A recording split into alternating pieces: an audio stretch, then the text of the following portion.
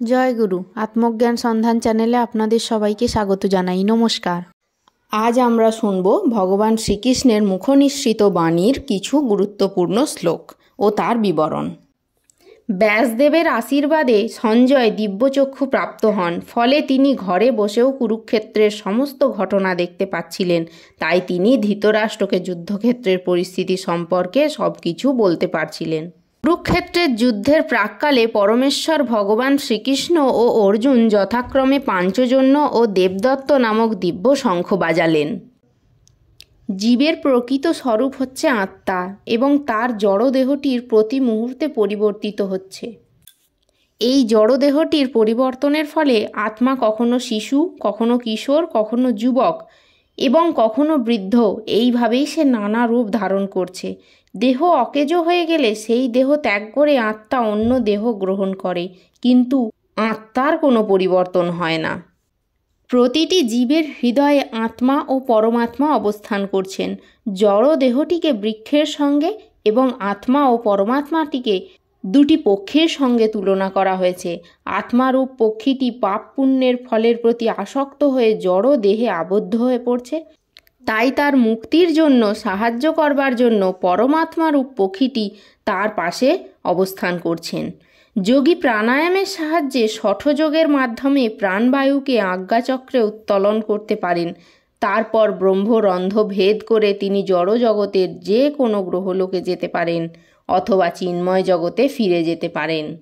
অল্প বুদ্ধি সম্পন্ন মানুষেরা কামনা চরিতার্থ করার জন্য দেবতাদের শরণাপন্ন হয়ে ক্ষণস্থায়ী জড়সুখ কামনা করে, কিন্তু প্রকৃতপক্ষে ভগবানের অনুমতি ছাড়া দেবদেবীরা তাদের ভক্তদের কোনো ইচ্ছাই পূরণ করতে পারেন না। ভগবদ্গীতায় বলা হয়েছে, জীব মৃত্যুর পূর্ব মুহূর্তে যে রূপ স্মরণ করে দেহত্যাগ করে সে পরবর্তী জন্মে সেই রূপ দেহ লাভ করে থাকে। গরু যেমন একটি কসাইয়ের রূপ স্মরণ করে দেহত্যাগ করার ফলে সে পরবর্তী জন্মে মনুষ্য দেহ লাভ করবে এবং গোহত্যার ফলে কসাইটি গরুর দেহ লাভ করবে, অর্থাৎ যেমন কর্ম তেমন ফল। সমস্ত যোগীদের মধ্যে কৃষ্ণ ভক্ত বা ভক্তিযোগ শ্রেষ্ঠ, কেননা তিনি 24 ঘন্টা শ্রীকৃষ্ণের সেবায় নিমগ্ন থাকেন। ভগবদ্গীতায় শ্রীকৃষ্ণ ভগবান বলেছেন, কেউ যদি তাকে পত্র, পুষ্প, ফল ও জল নিবেদন করেন তিনি তা গ্রহণ করেন। শ্রীকৃষ্ণ যে ভগবান প্রথমে অর্জুন কিন্তু বুঝতে পারেননি। শ্রীকৃষ্ণের বিশ্বরূপ দর্শন করার পর তার সন্দেহ দূর হয়। কলিযুগে যে সমস্ত ভুঁইফোড় নিজেদেরকে ভগবান বলে দাবি করে তাদের জিজ্ঞাসা করা উচিত, দয়া করে আপনার বিশ্বরূপটি একবার দেখান।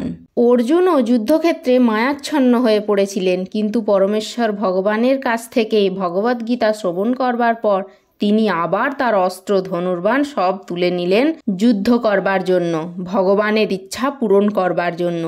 পরমেশ্বর ভগবান শ্রীকৃষ্ণ প্রথমে সূর্যদেব বিশ্ববানকে এই অবিনাশী এই ভক্তিযোগের বিজ্ঞান দান করেন। বিবস্বান তা দেন মনুকে, মনু ইক্ষ্বাকু রাজাকে। এইভাবেই গুরু শিষ্য পরম্পরা ক্রমে এই জ্ঞান প্রবাহিত হয়ে আসছে। সদ্গুণ বর্জিত আসুরিক ভাবাপন্ন মানুষেরা ভয়ঙ্কর পাপময় ও অসামাজিক কার্যকলাপের মাধ্যমে জগৎ ধ্বংসের কাজে লিপ্ত হয়। কুরুক্ষেত্রের রণাঙ্গনে উভয় সৈন্যদলের মাঝখানে ভগবান শ্রীকৃষ্ণ অর্জুনকে ভগবদ্গীতার জ্ঞান দান করেছিলেন। অর্জুনের পদাঙ্ক অনুসরণ করে মায়াবদ্ধ সমস্ত জীবের কর্তব্য শ্রীকৃষ্ণের প্রতিনিধি সদ্গুরুর কাছ থেকে গীতার জ্ঞান লাভ করা। সমস্ত আরাধনার মধ্যে শ্রী রাধাকৃষ্ণের যুগল রূপের আরাধনা হলো সর্বশ্রেষ্ঠ, কেননা এটি ভগবানের আদি রূপ, যার থেকে অনন্ত রূপের প্রকাশ। সকলের কর্তব্য শ্রী রাধাকৃষ্ণের সেবায় ব্রতী হওয়া। ধন্যবাদ।